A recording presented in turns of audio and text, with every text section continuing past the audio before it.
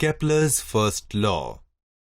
All planets move in elliptical orbits with the Sun at one of the focal points. Kepler's second law.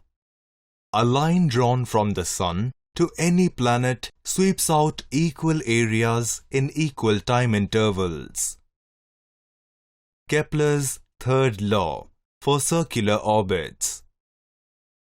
The square of the orbital period of a planet is directly proportional to the cube of the radius of the orbit. That is, t square is directly proportional to the cube of r. Kepler's third law for elliptical orbits.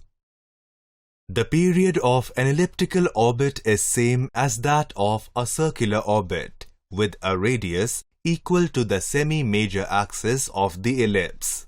As per the statement of this law, the square of the orbital period of any planet is proportional to the cube of the average distance from the planet to the Sun.